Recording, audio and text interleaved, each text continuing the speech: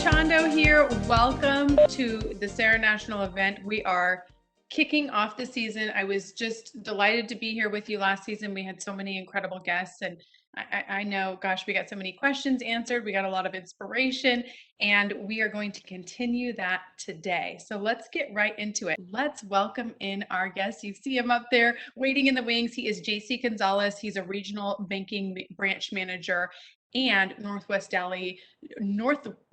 Dallas County Small Business Co-Captain in the Dallas-Fort Worth banking community. So we're talking about somebody who has been in the realm of financial and banking since 1997.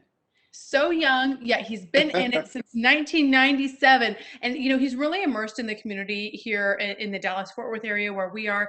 He has served in various boards, including the Irving Hispanic Chamber of Commerce as board chairman. He's been with the Greater Dallas Hispanic Chamber of Commerce, the Mayor's Star Council, the DISD Minority Women's Enterprise Board, among many others. He's also very involved in community service, community outreach. So he's received the Wells Fargo Award for his work with the Irving Hispanic Chamber and the Regional Hispanic Contractors Association. He's received a Volunteer of the Year award from both of those organizations. And he's also been named a community hero, which is you can tell his generosity because he's here with us today. Also noteworthy that he's been among Dallas Business Journal's 40 Under 40 and the Parkland Foundation Community Award recipient. So JC González is the man. And so welcome into the event today, JC. We are incredibly grateful. So I'm going to let you kind of take it from here, talk about your experience, talk about your background, and then as he's talking, you guys just pop in with questions in the chat as he goes. Thank you, Jenny. Thank you, Raul, Emma, everybody else for reaching out. You have been a tremendous partner, and the more I get to know about Sarah, the more that I see how passionate you are, the more impressed I am. And thank you all for taking the time to put this together. Honestly, I'm just a resident or originally from Dallas, and I started banking. It was I was a stock person for a small store, then got a banking as soon as I graduated from high school, and it just fit. It's I can't see myself doing anything else.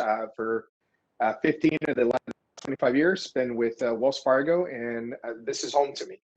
So a lot of things that we're going to talk about, I'll probably mention Wells Fargo quite a bit, but honestly, these best practices folks could use wherever they're banking at. Now, of course, I would love to earn everybody's business, but I don't recommend anyone to jump ship. But we're going to talk about different things because I'm going to kind of say my age again a little bit. But if you ever, those who watched G.I. Joe growing up, like I did, it was their slogan was "Knowing is half the battle," and that really sticks to me because I think that's so crucial and that's so important for small business owners or anybody to really know how to navigate through the system.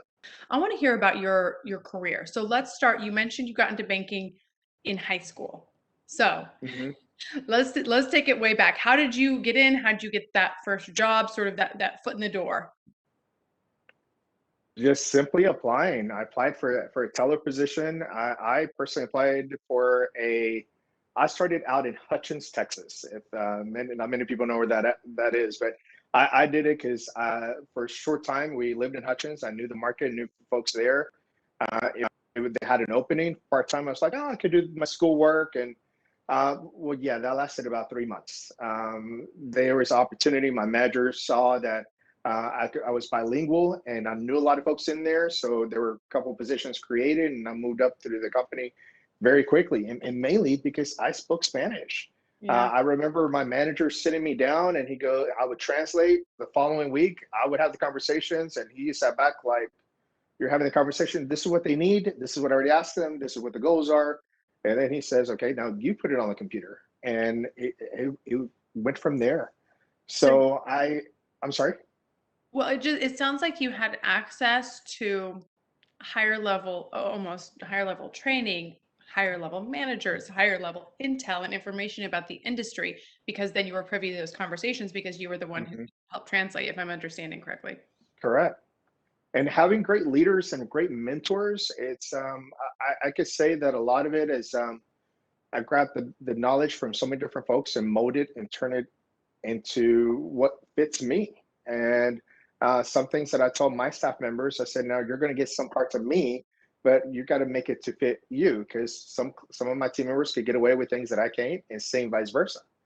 So just learning from those experience and being open-minded.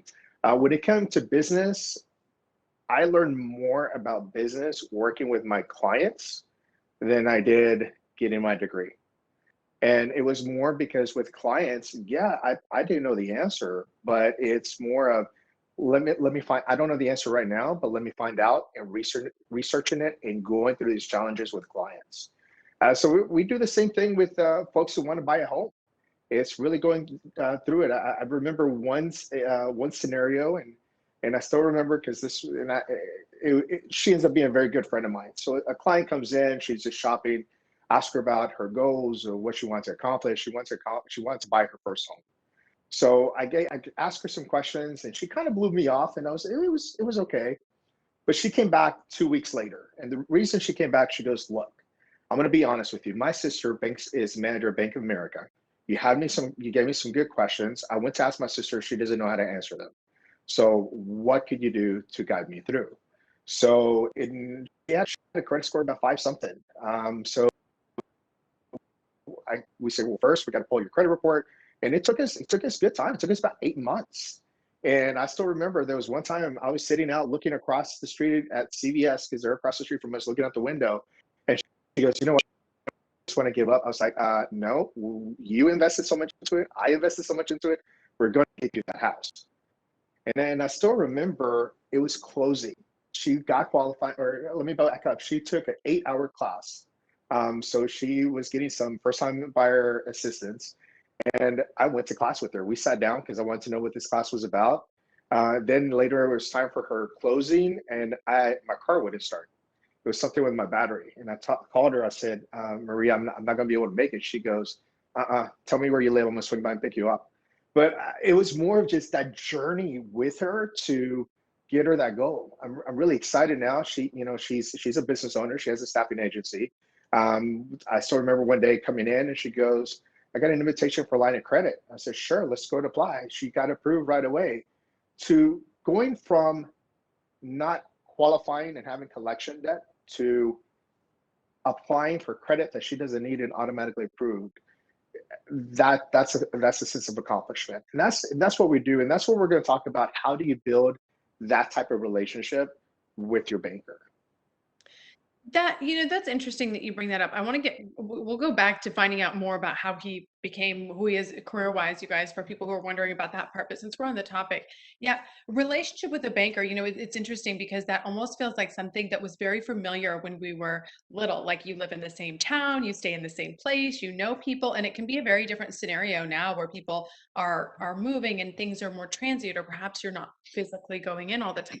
How should somebody who's thinking, you know what, I want to build a relationship, even just for my own personal banking, or for a business or something like that? How do we sort of facilitate that?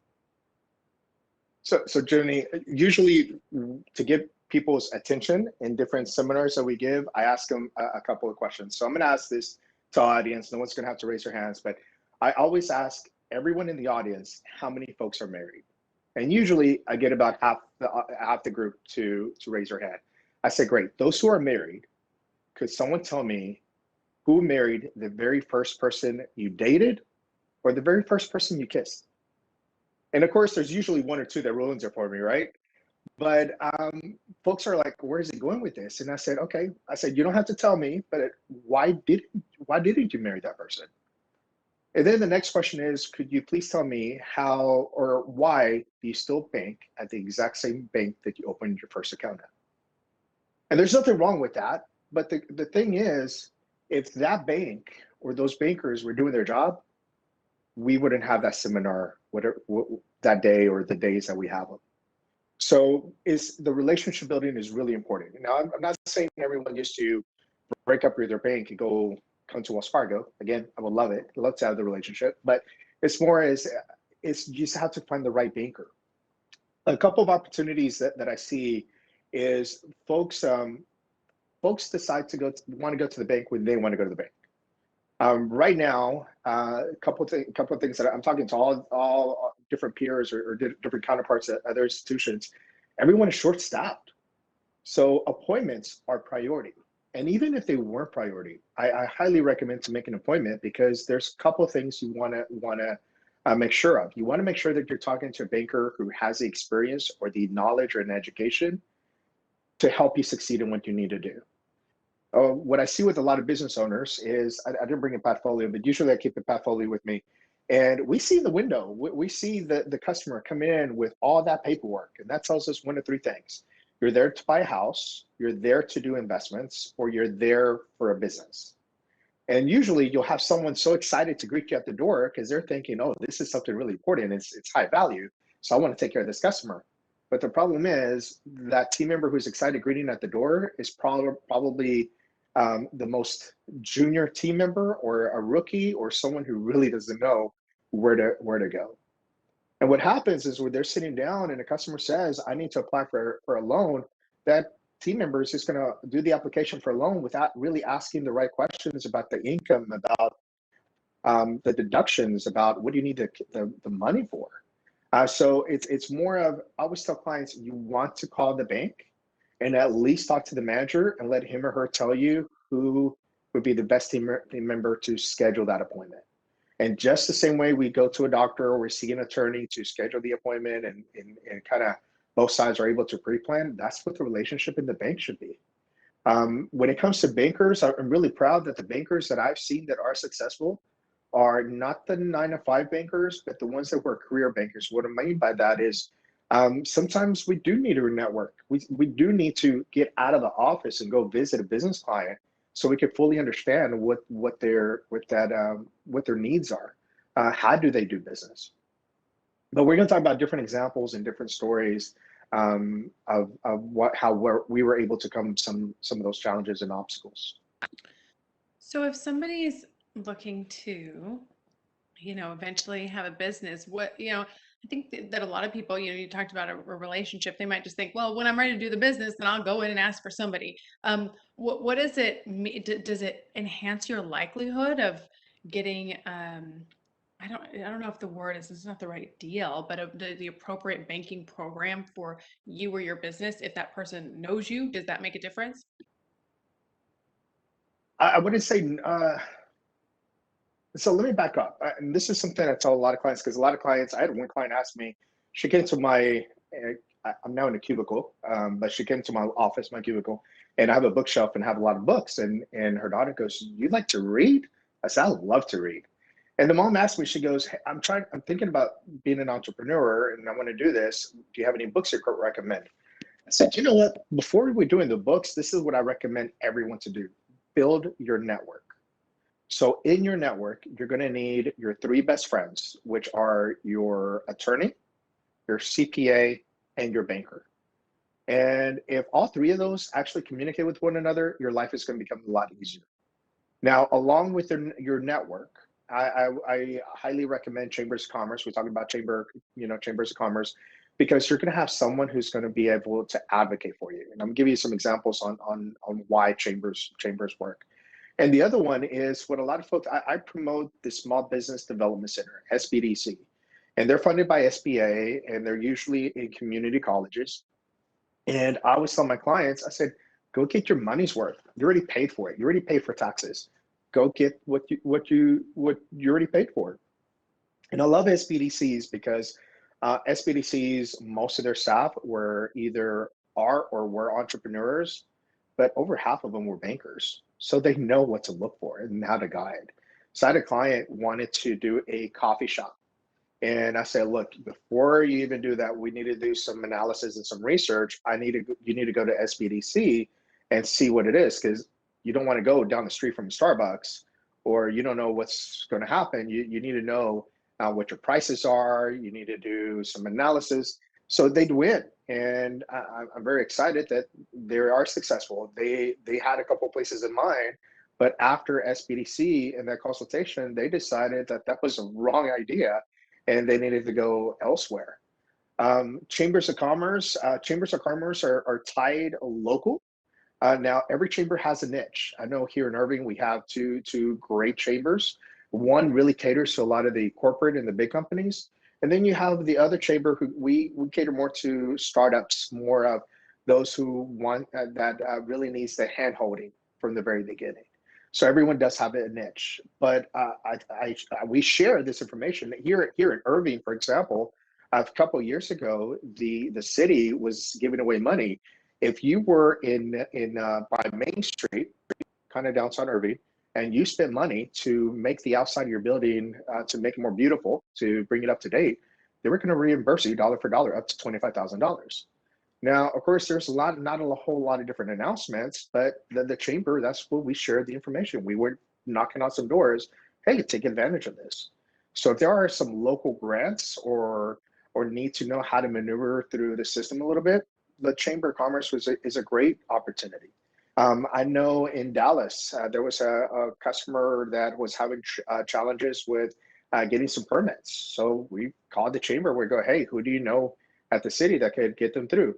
Within 3 days, that customer already had their permit. So having other folks who work for you that are their mission is for you to succeed is really important. How does one get involved in the chamber? What does it entail? Costs, meetings, participation, that sort of thing?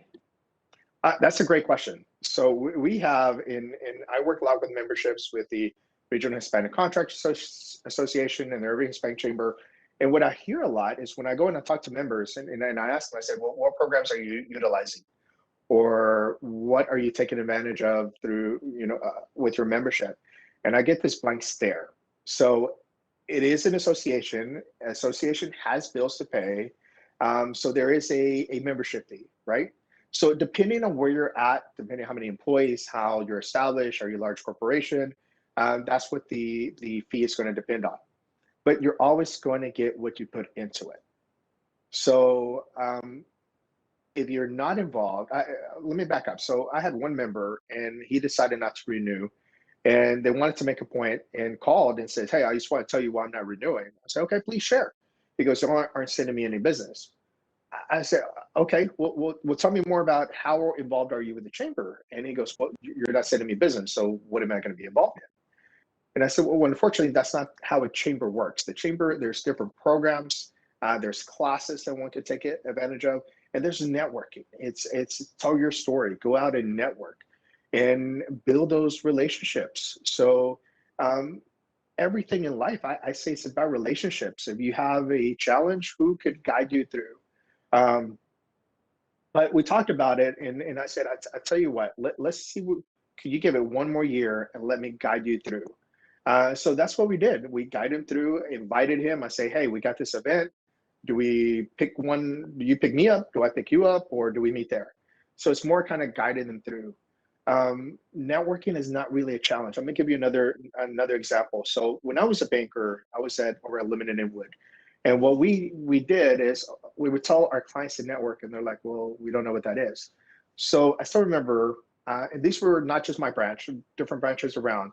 When we closed the branch at 5 o'clock or 5:30, by 6 o'clock we reopened. We had an event, and what we did is we put some of our clients around our lobby, and they would have a table, and they would promote themselves. So, and I still remember we had one was a cheesecake, and I'm really proud of him because he's still open. He has a little spot. He has two spots, one here on Maple, and that's what he does. It's just cheesecakes. He quit his job, and that's what that's what his passion is. So we have different ones, and we would let them showcase their business. That's all the networking is: showing what your business is, and finding ways to work together. Not just give me, but how do you work together? I still remember one of my mentors. I used to be this huge fan of Zig Ziglar. I still am. And one of my managers used to go to church with him. Interruption, me too. The best. Right. Yes, keep And going. for one of my birthdays, we went to and do you remember the Palm? Used to be downtown restaurant. Oh my gosh, of course. So that's where we went. That was for my birthday, and I was just starstruck. It was Zig Ziglar. We were talking. The thing that really stayed with me through that conversation was, if you help enough people get what you want in life, in return they will give you what you need in life. And that just stuck with me. Is you find ways to connect, showcase your business, help others grow their business, and it's a win-win. Oh, we have so much in common. I love Zig. I actually got to interview his son, which is he holds the same values but is not as flashy. Yeah, He's yeah. a great conversationalist as well. I got a direct message from somebody in the chat that's a good question, kind of going back to those relationships. Wondering how long somebody should have a relationship with a bank before doing um, even a home loan or a business loan or any sort of, that's kind of a longer term relationship with a bank. So that's a great question. So I'm gonna back up for a moment, and I'm gonna share this. Um, if someone goes to a bank now, there's so many different laws and regulations. So if I go to a bank right now and my credit is horrible, or my that banker knows I'm not going to qualify, simply me walking in the bank and saying I need to apply for a loan, it is game over. It is that team member by law cannot discourage me in any way from applying. So, because if they do, the bank could be fine, that team member could be fine, that team member could lose their job. So, what a lot of folks don't know is 9 times out of 10, when someone comes into a bank applying for a loan, they're going to be declined. And I'm going to tell you why. Because by that time, they became a higher risk to the bank. So they already used up all the savings accounts. All the credit cards, personal credit cards, are being used. So it's their bankruptcy score goes up. And yes, that's a bankruptcy score. A lot of folks don't know that when you're in underwriting, and I did underwriting for a few years with another institution, there's a score for bankruptcy. They want to see how close you are. So what should happen is you build that relationship with a banker and you start talking about your future plans. And I love it here because we get sit down and we have different tools that we put in place.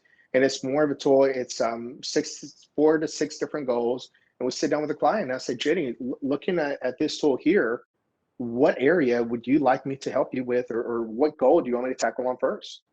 And then from there, I'll know what other questions to ask. So if savings is important to you as your banker, I need to know, well, what does savings mean to you?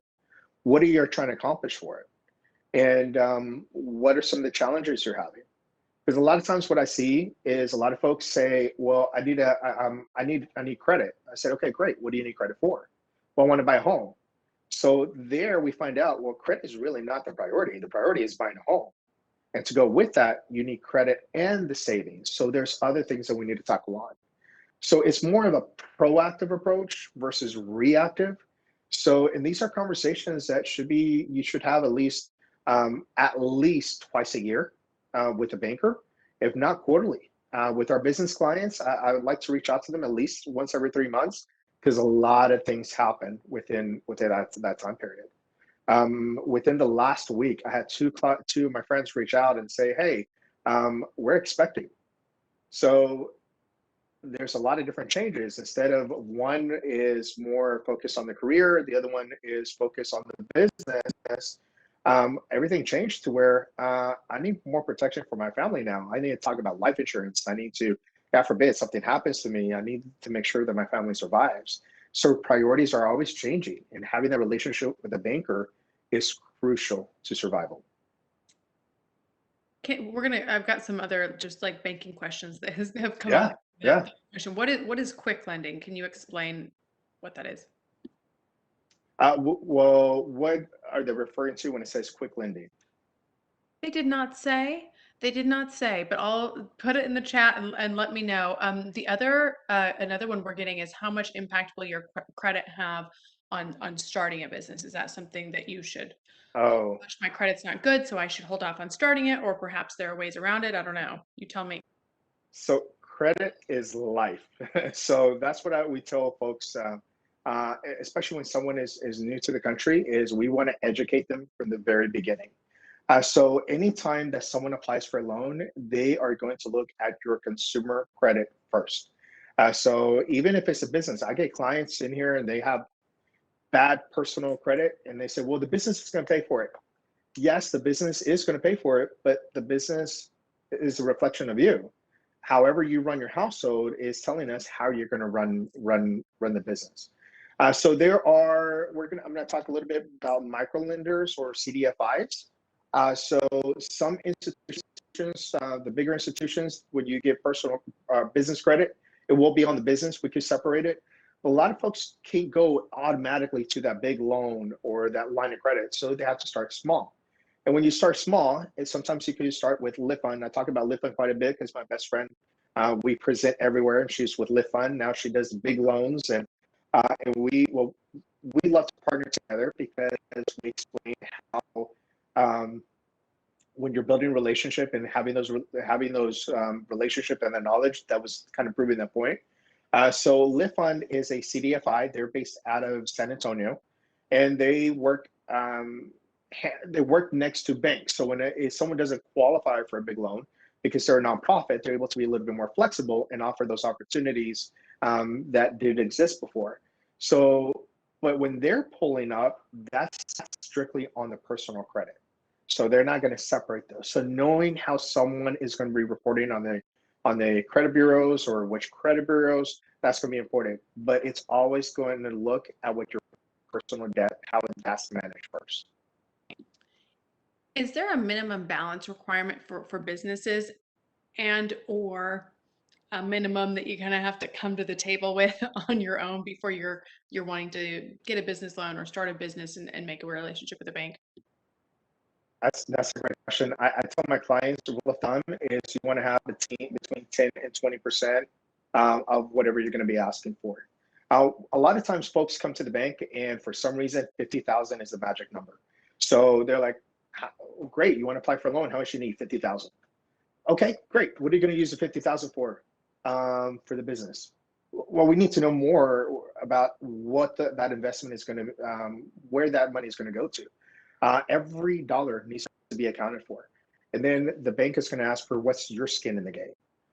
Because a lot of folks see it's just like a mortgage. Nobody's going to offer 100% financing. Why? Because then if you put skin in the game, you put a down payment, you're committed, you're going to make that succeed a little bit better. You know what? I was reading. I can't remember the article that I read, but it says small businesses, 60% of the small businesses or the entrepreneurs for the first time fail. 60%. That's a huge number. Now the other part is from that 60%. For that 60%, I think only 20% try for a second time.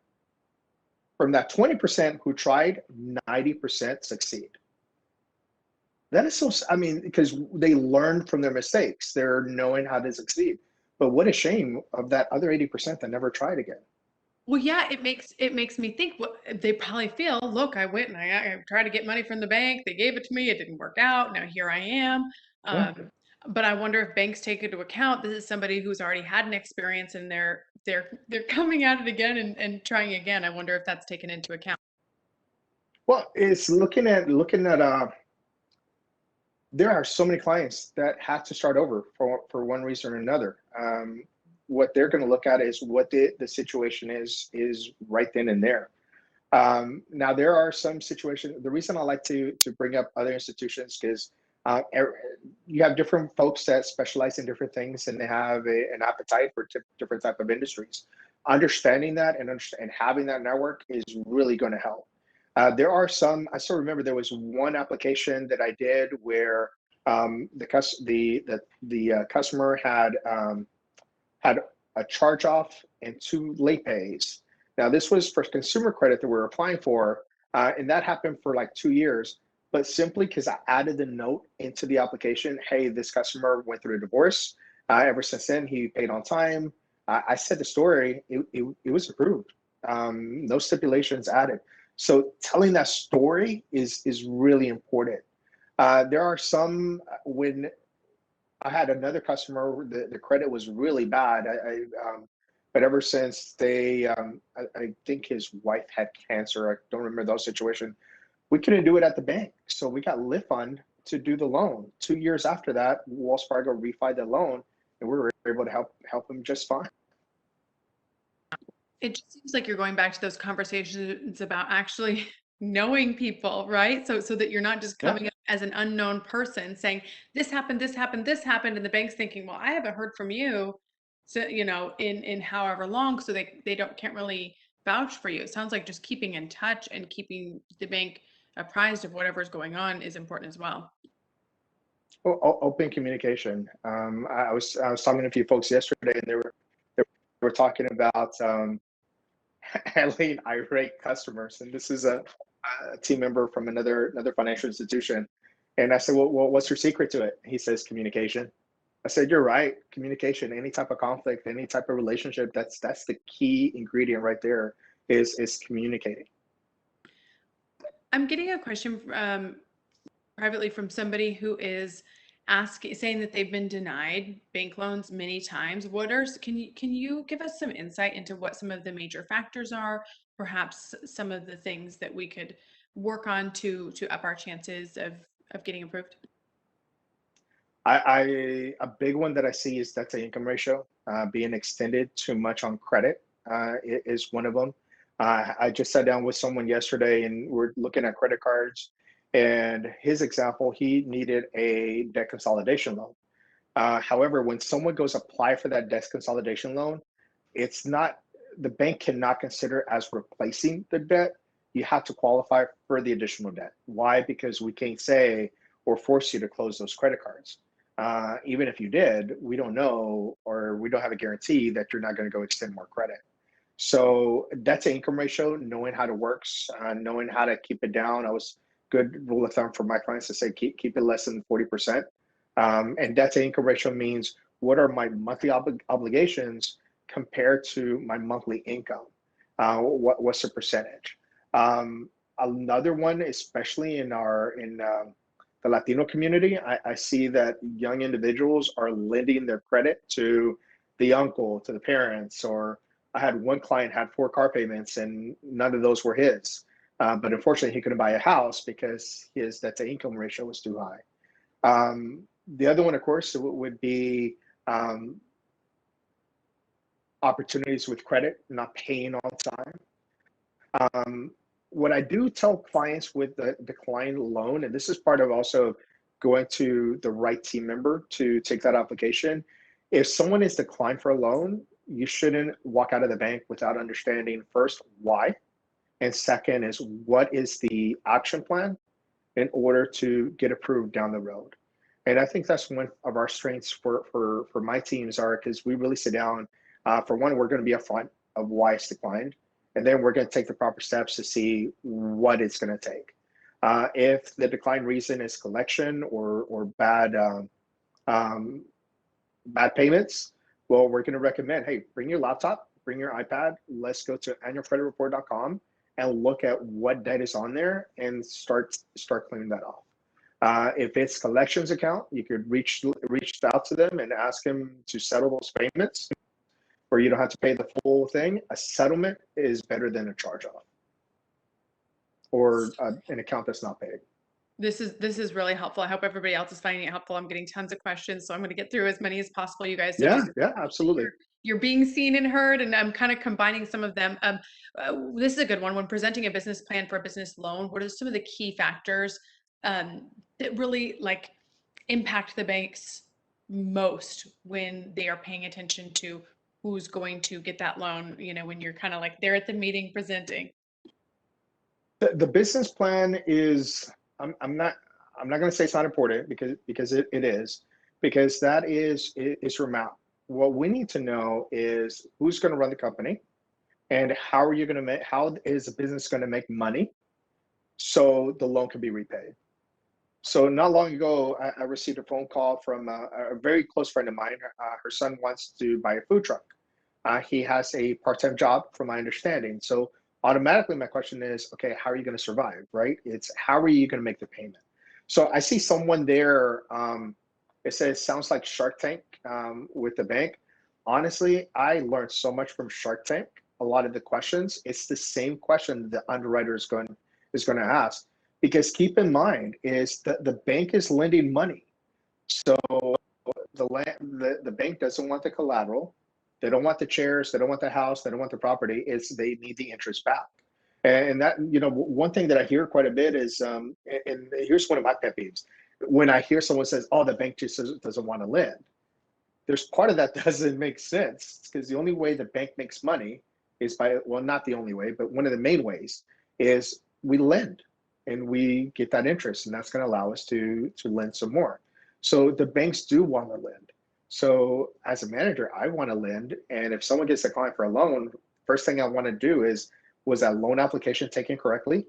Did we miss an income, or did we count a debt twice? Does the application make sense? Because you'll be surprised how many applications were entered incorrectly, and it could be overturned.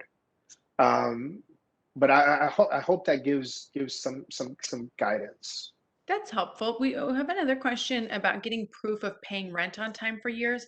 Does that help at all? Perhaps if people, they don't have a lot of assets, but they can prove that they've been on time with their payments. Does that have an impact in terms of getting a loan in the future? So on the what the banks are going to look at, they're going to look at what's on the credit report. That's where we're going to tie it in. When it comes to rent, we'll consider that as a debt. Now, however, that's with the big banks. Now I tell folks, now keep in mind, understand why the big banks are strict in lending. We're corporations, so we have a lot of different shareholders. We have to be conservative. There's rules and there's laws, there's regulations that we have to follow. So that's not to discourage everyone, because there are also CDFIs, Community Development Financial Institutions, such as Lift Fund. There's People Fund, BCL of Texas, and I can't remember the other one because we have 4 here in DFW. They're nonprofits, so they could be a little bit more flexible. So when I see someone that, for example, the food truck situation, I'm going to go to the food truck and see, hey, I know this is young person who we haven't had so much income. However, we're going to secure it. We're going to put half of it down payment. So we only need half of it. And this is a business plan, but they could be a little bit more flexible. I still remember Lift Fund was able to provide a loan. So this customer installed the big cell towers, and she had one more cell tower to go. She needed equipment. She didn't have the financing. So she asked collateral. She used her wedding ring. So it's a big diamond ring, and she gave it to Lift Fund. Lift Fund gave her the money. They kept it in the vault. She was able to turn that over real quick because she did what she needed to do, got paid the loan. So there are other avenues. There are other options. One does have to be a little bit creative to do that. Before I forget, those who are inventing projects, crowdfunding is another great way to raise funds. So crowdfunding really started with musicians who wanted to create their records, but they didn't have the funding. So what they did is they would start taking donations from their fans, and they said, for this donation, I'm going to send you one of the first records or for one of the first CDs. Well, now folks talk about, I can't remember the ones. Someone just applied for one for their wedding. Can't remember the crowdfunding the site. GoFundMe. So that's a source of crowdfunding. So that would be a donation crowdfunding. There's some that you would give equity. There's some where you can borrow. I do some websites where I lend some funds. Kickstarter is a great site, but those are creating a new invention or a new product. That's a great way to test out and see what the market and see what your product is going to do. So right now it's a great opportunity to be creative and find different ways to raise the capital that one needs. Is there a baseline credit score that you have to have in order to get a loan? I can't say that there is. A good rule of thumb, and it's life becomes easier when you're over 700. Most likely, it'll be more serious conversations over 740. But I have done other loans for lower credit scores than that. That's helpful. What's the smallest loan amount that can be borrowed? 10,000. You could do credit cards or you could do lines, but I've seen, actually I think that 10,000 would be a good number.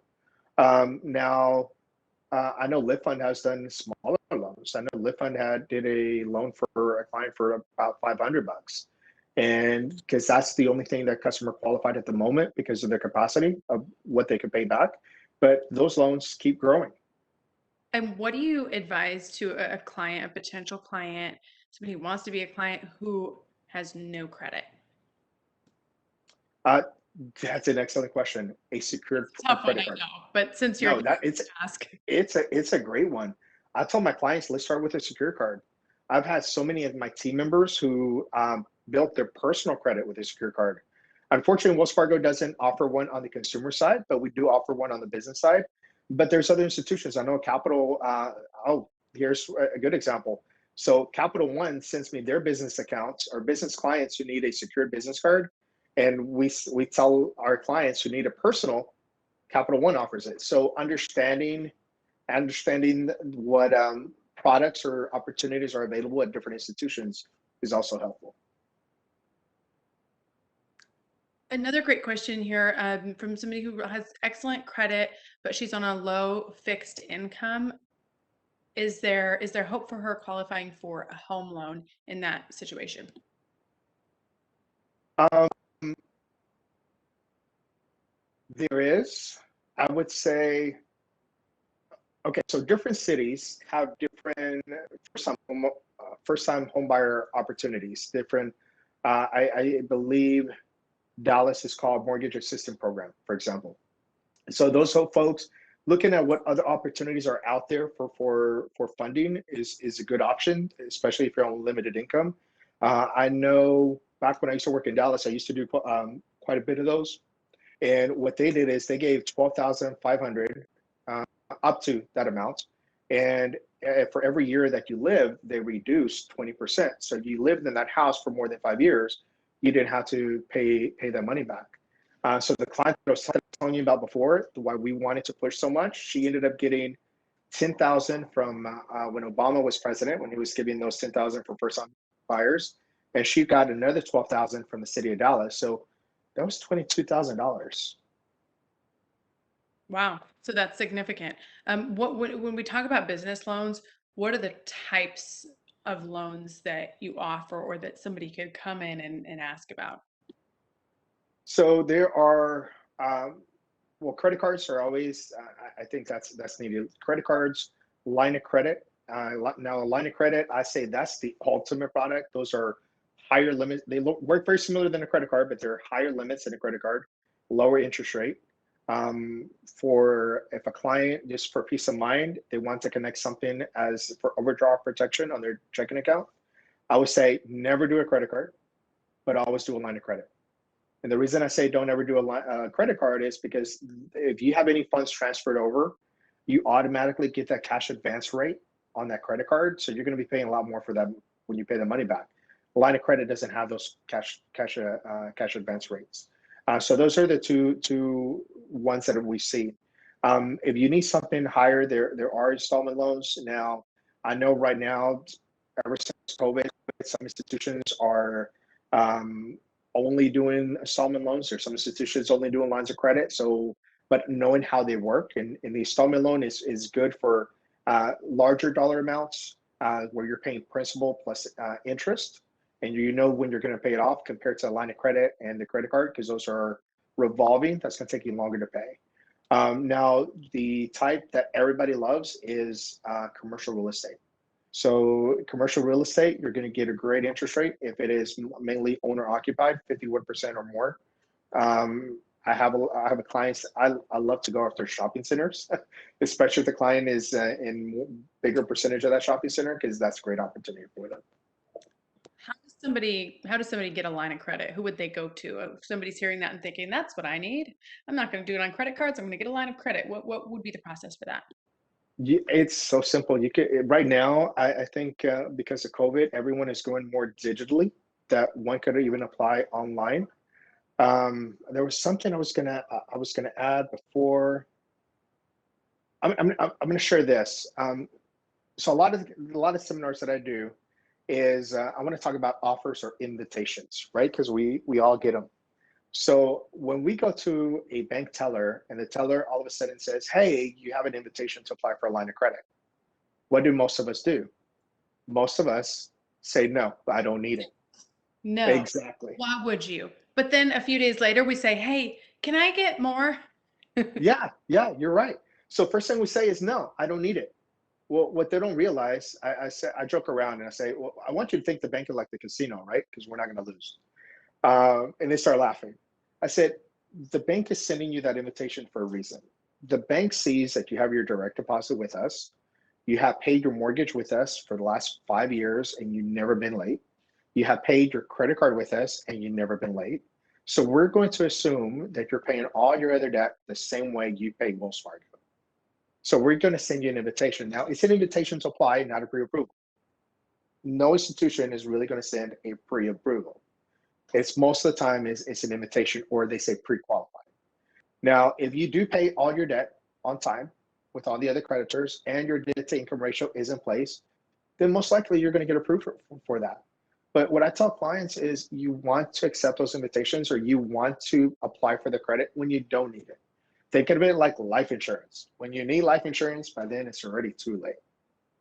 So how do I plan forward? It's all about pre-planning, being proactive, because there will be a time where we do need to get those funds.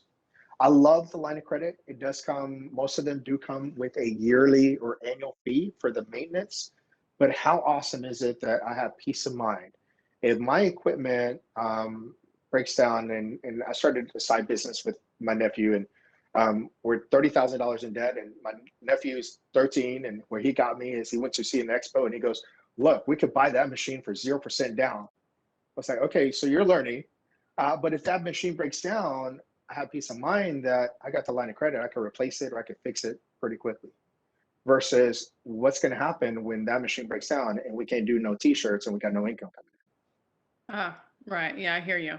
Okay, what about this scenario? Say my son's 16, he's been saving money, has a bank account, wants to invest about $500 in something.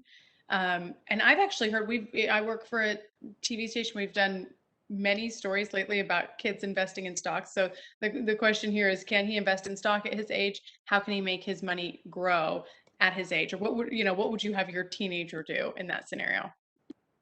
in. I will, me personally, I would do more kind of like the crowdfunding. So the crowdfunding is we're lending folks money or different businesses money, and we're lending and we get a certain rate of return. Now it would have so my nephew's 13, and I do a lot of things for my nephew, and I love it that he's being raised by my mom, and my mom now she'll text me. She goes, "Can you tell him to get off the internet?" So no longer is it video games, but he's like on the internet trying to figure out how to make more money. So we kind of look at different things, and for us, we took a look at the Robinhood app. We recently just started looking at that, and he's kind of playing with it, and we're investing just a little bit and seeing how that's going to grow. The thing is, he's 16 in that scenario, so they have to wait till they're 18 in order to do it. But what a fun activity to do with a parent, right? That's a learning one another, taking the time to learn, great bonding experience. I would jump on that opportunity in a heartbeat. Definitely a different procedure that we're doing with kids, which I think is a positive to be teaching that a little bit younger. Getting a great question on here about kind of a debacle that somebody's in, or just a situation she's in that she wants some help with.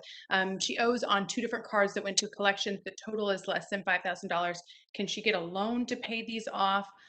She's saying she's got a ring worth maybe $2,000. Can she use that as collateral, or how would you delve into that All situation? right. So the banks, the bank wouldn't be able to use that as collateral for a loan. Now, here's my I would if those are already, if I'm reading that correctly, they're already in collection account. Um, Exactly. Yes. let me tell you about the client that I had with the home mortgage. So on the home mortgage, she had I want to say maybe about $20,000 in debt. She didn't pay all 20,000. I showed her how to call every creditor, and the main thing for this collection account is they know it's already collection, they know it's not going to get paid. So having that again, we're going back to communication, right? Picking up the phone, giving them a call, saying, "Look, obviously I can't pay this debt. This is what I have, what I can give. Can we settle it for this amount?" You'll be surprised on how much of that debt could be paid up, settled either at a fraction or at least half of the amount.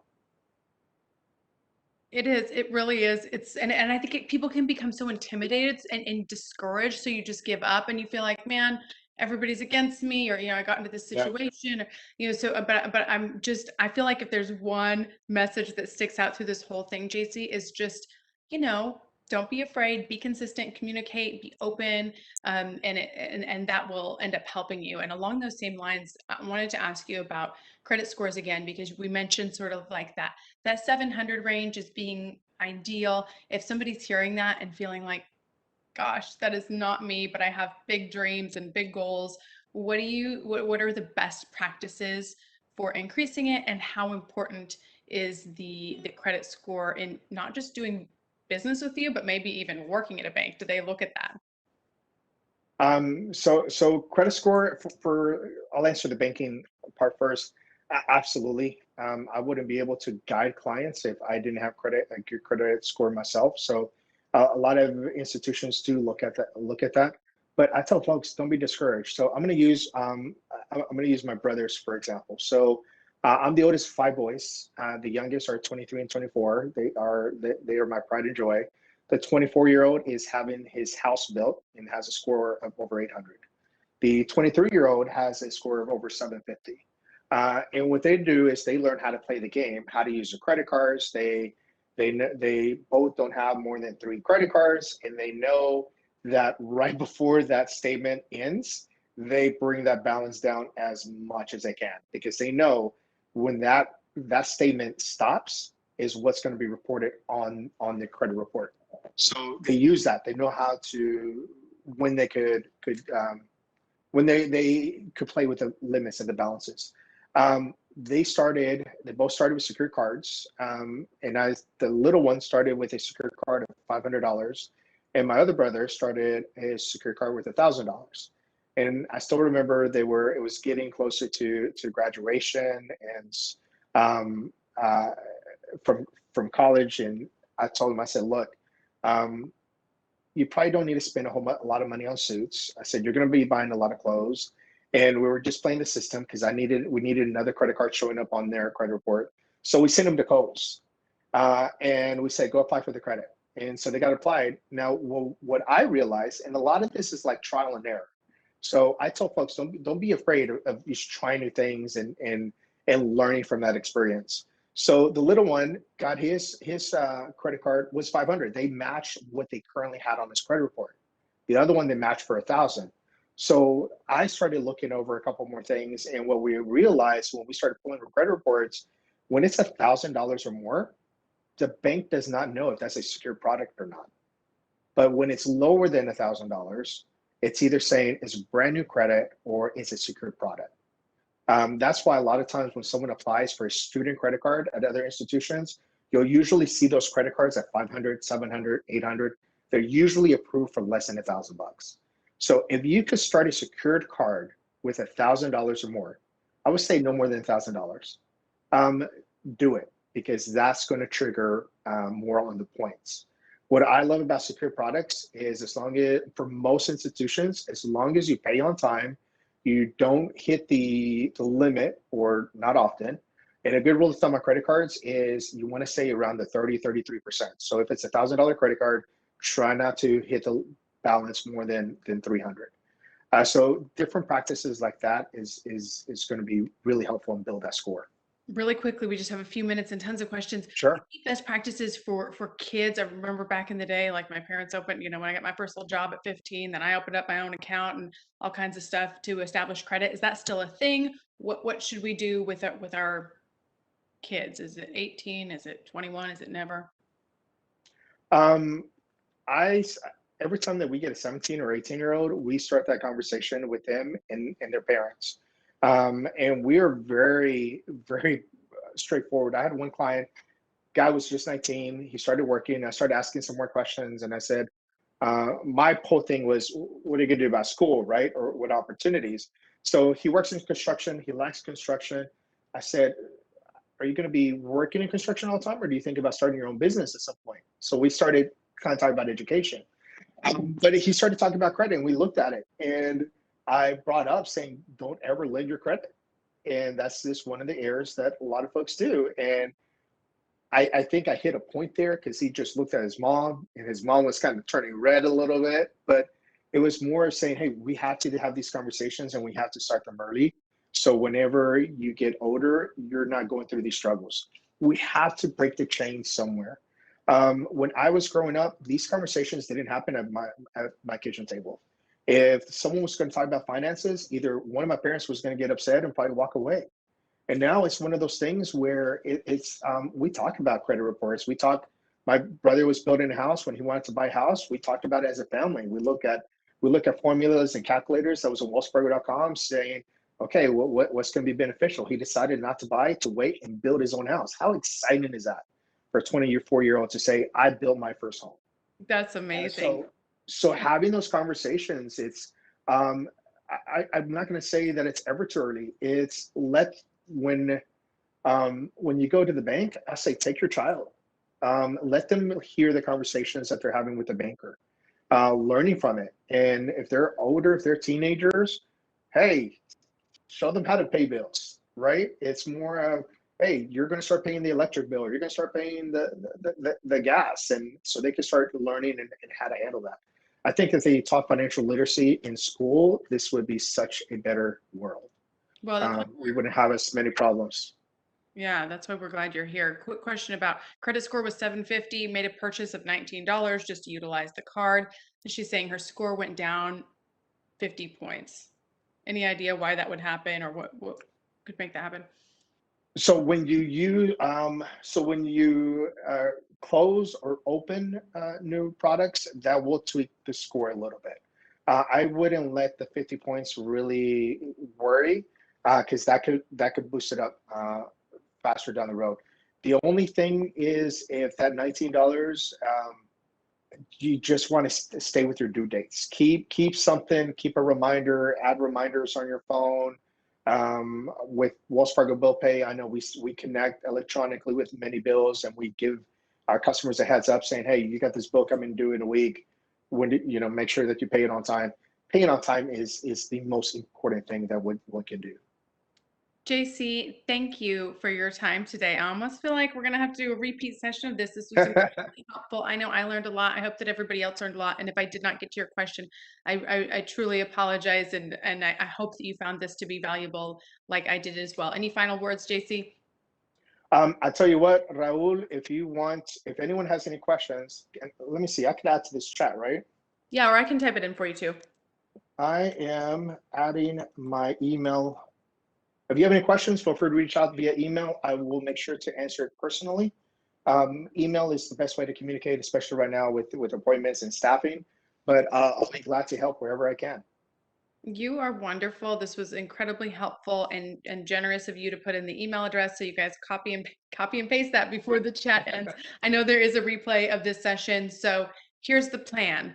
We will see you all next week, same time, same place for more great information, more great conversation. Thank you to Sarah for having us both and just for putting on these wonderful events. And thank you again to JC. Thank you, guys. See you next week, everybody.